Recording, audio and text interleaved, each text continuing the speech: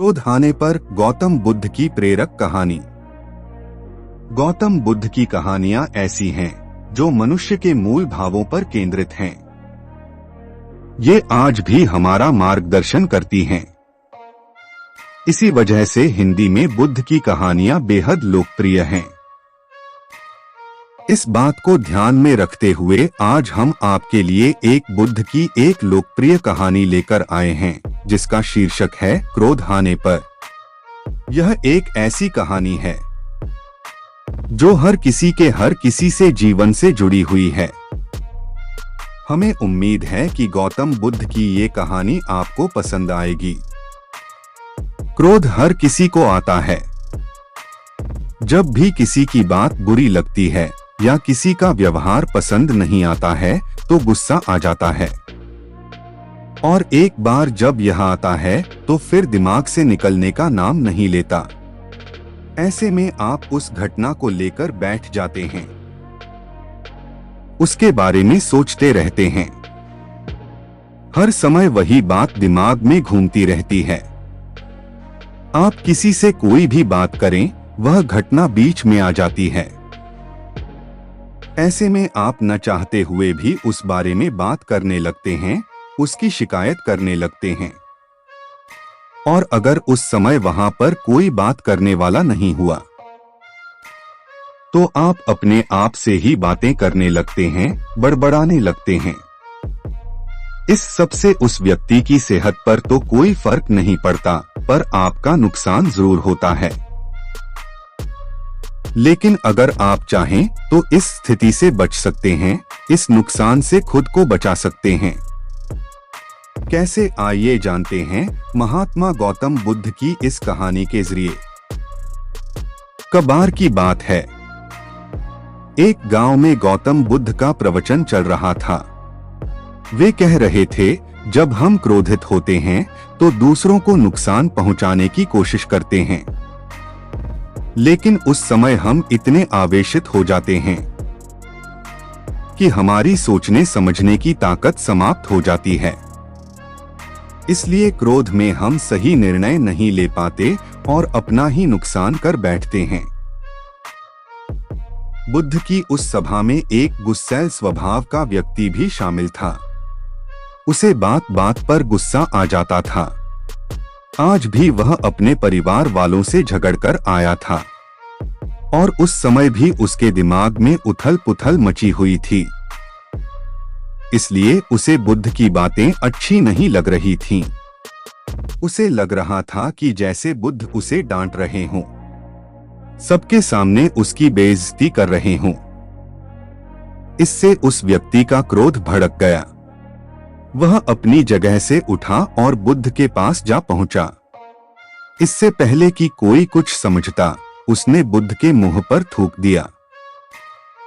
देखकर वहां मौजूद लोग भड़क उठे और उस व्यक्ति के बारे में बुरा भला कहने लगे। लेकिन बुद्ध अभी भी अपनी जगह पर शांत बैठे हुए थे। उन्होंने अपना चेहरा पोंछा और बोले, क्या बात है वत्स, तुम्हें कुछ कहना है? उस व्यक्ति ने बुद्ध की बात का कोई जवाब नहीं दिया।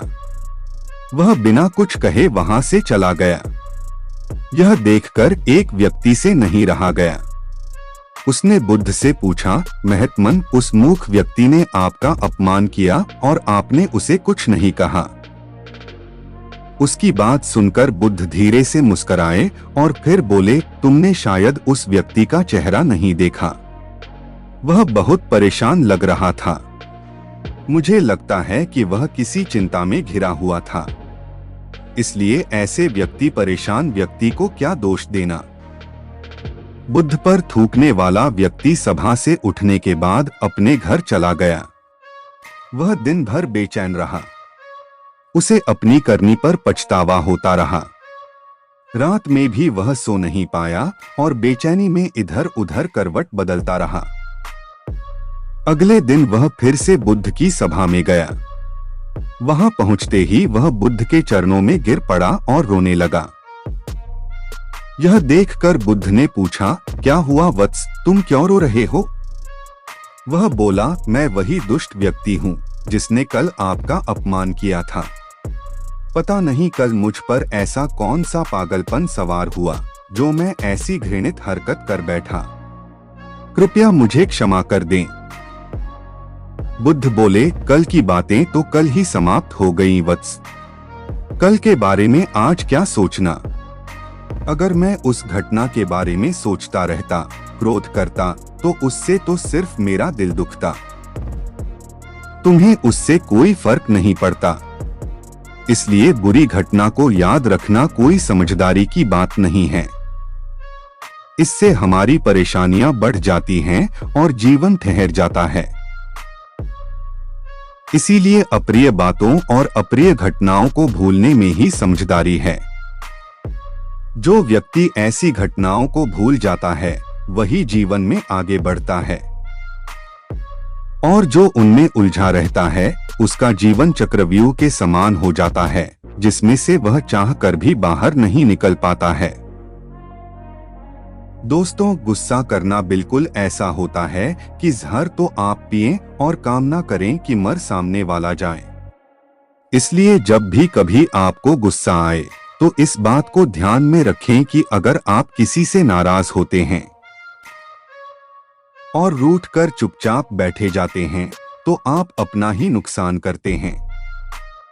इससे आपके समय का तो नुकसान होता ही है, आपके शरीर का भी नुकसान होता है। इसलिए अप्रिय बातों और अप्रिय घटनाओं को लेकर बैठना कोई हल नहीं है। बेहतर है कि उन्हें भूलकर आगे बढ़े।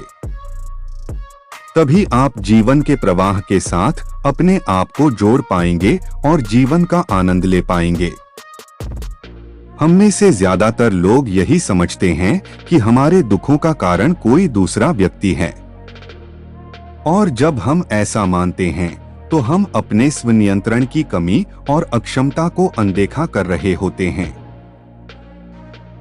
वास्तव में ये हम पर निर्भर करता है कि हम दूसरों के द्वारा प्रदान की गई नकारात्मकता को स्वीकार करते हैं या नहीं।